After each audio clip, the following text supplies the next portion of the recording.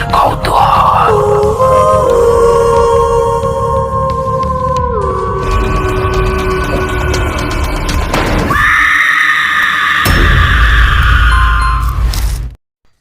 Hello everyone, আসসালামু আলাইকুম। আশা করছি আপনারা সকলেই ভালো আছেন, সুস্থ আছেন।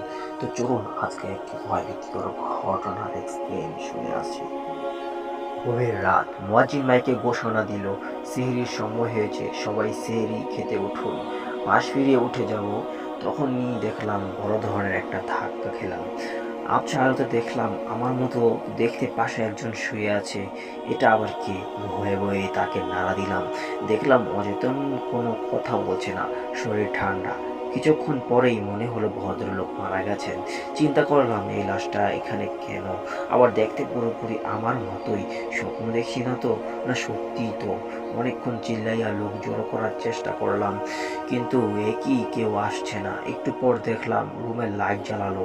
পাশের রুমের একজন ওই লাশটার কাছে এসে আমার নাম নিয়ে বলল, ভাই সেহরি খাইবেন না? সবাই খায়, সময় হয়েছে, উঠেন। আমি তো পুরো অবাক, এসব হচ্ছেটা কি?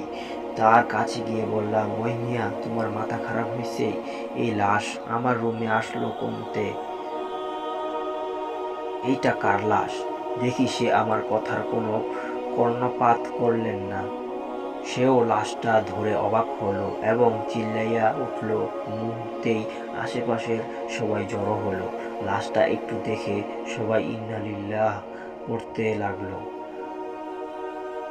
আর তো আশেপাশে কান্নার হুল পইরা গেছে। মুয়াজ্জিন বেচারা সেহরির জন্য ডাকতে ডাকতে এমনিতেই হয়রান হইয়া গেছে, এখন আবার নতুন এলান করতে হবে। মুয়াজ্জিন যখন আমার বাবার নাম নিয়ে বলল, অমুকের ছেলে অমুক ইন্তেকাল করেছে, তখনই মনে হইল বিরাট ধরনের হাই ভোল্টেজের শক খাইছি। সবাই আমাকে বাদ দিয়ে লাশটা নিয়েই ব্যস্ত হয়ে পড়ল। কাউকে বুঝাতে পারলাম না আমি বেঁচে আছি। মনে হইল সবাই বুঝি পাগল হইয়া গেছে। একজনের জিদ্দে একটা ধাক্কাও মারছিলাম, সে দেখলাম বিন্দু পরিমাণ প্রতিবাদ করেনি। ভাবখানা এমন, সে উষ্টা খাইয়া পড়ছে। তারপর লাশটা গোসল দেওয়ার জন্য নিয়ে যাওয়া হলো। দুইজন বলাবলি করতে লাগলেন, আরে মৃত্যু কার কখন আসে বলা যায় না, এরকম তেগরা মানুষ মারা যাইব কে ভাবছেন? কাল বিকালেই তো আমাদের সাথে হাসি খুশি ভাবে কথা বলল। আমি 10টা লাশটার পাশাপাশি ছিলাম দাঁড়িয়ে, ওদের কথা শুনছিলাম। গোসল দেওয়ার পর দেখলাম মসজিদের কাছে একটা অ্যাম্বুলেন্স আসলো। তারপর লাশটা অ্যাম্বুলেন্সে ওঠানো। হঠাৎ বাবাকে দেখলাম কয়েকজন তাকে ধরে আনছেন। বুঝাই যাচ্ছে ভদ্রলোক কি পরিমাণে কান্না করেছেন। উনি ড্রাইভারের সাথে গিয়ে বসলেন, আমিও একটা চান্স উঠা বসলাম, লাশটার পাশেই বসলাম। চিন্তা করলাম দেখি কি হয়। গ্রামে নিয়ে যাওয়া হবে, সেখানেই দাফন করা হবে। এখনো আমার কাছে সবকিছু ক্লিয়ার না, কিছুই বুঝতেছি না। বাসার কাছাকাছি অ্যাম্বুলেন্সটা আসতেই দেখলাম বাসার আশেপাশে প্রচুর মানুষ, কত পরিচিত মানুষ কান্নাকাটি করছে। গাড়ি থেকে নেমেই আম্মার রুমে গেলাম দেখা করতে। দেখি আম্মা ঘুমাচ্ছে, আর পাশে পড়শি কয়েকজন মহিলা বসা। তাদের কথা দ্বারা বুঝলাম আম্মা কাঁদতে কাঁদতে 2বার বেহুশ হইয়া গেছেন। এখন উনাকেই ইঞ্জেকশন দিয়ে ঘুম পাড়িয়ে রাখা হয়েছে। লাশ দেখার সুযোগ করে দেওয়া হলো সবাইকে। মেজো সেজো ছোট বোনদের যখন লাশ দেখানো হলো, আহা, লাশ ধরে সে কি কান্না, এক হৃদয়স্পর্শ দৃশ্য। কিন্তু কাউকেই বুঝাইতে পারলাম না আমি মরিনি, আমি বেঁচে আছি। এটা অন্য কারো লাশ, কেউ আমার কথা শুনতে পারছে না। অবাক ব্যাপার, একদিন আগেও ঠান্ডা সর্দি লাইগা ছিল। 2-3 দিন যাবৎ ঠিকমতো তারাবিও পড়তে পারছিলাম না, কিন্তু আজ কিছুই নাই।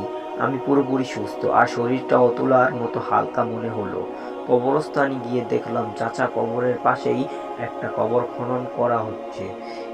তারপর আম্মাকে লাশ না দেখিয়েই মাঠে জানাজার জন্য নিয়ে যাওয়া হলো।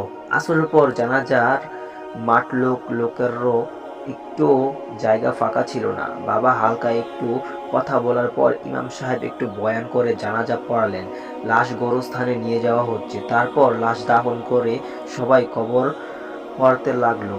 তখন আমার মনে হলো আসলেই আমি আর এই জগতে নেই। যাই না শুই না কত গুনাহ করলাম। যদি আরেকটা সুযোগ পাইতাম তাহলে কত যে আমল করতাম। সবসময় মসজিদ মাদ্রাসাতেই পড়ে থাকতাম, কিন্তু তা তো আবার হয় না, হবার হয় না। ইফতারের 10-15 মিনিট আগে দাফন শেষ হইল, সবাই যার যার মতো চলে গেল, কিন্তু বাবা বসে থাকলো। তাকেও জোর করে নিয়ে যাওয়া হলো। একটু পর দেখি আমি ওই বডিটার মধ্যে যাচ্ছি। আমি পুরোপুরি নিজেকে ফিরে পেলাম। এই দেখি চারিদিকে অন্ধকার আর অন্ধকার। অনেকে ভয়ে আছি, হয়তো একটু পরই মুনকার নাকির আসবে, বিভিন্ন প্রশ্ন জিগাইব, না পড়লেই বাইরনি শুরু। লাইট অফ করে অন্ধকার ঘরে পুরো হিস্টোরিটা চিন্তা করলাম, ভাবলাম এগুলো হয়েছে একদিন হবেই।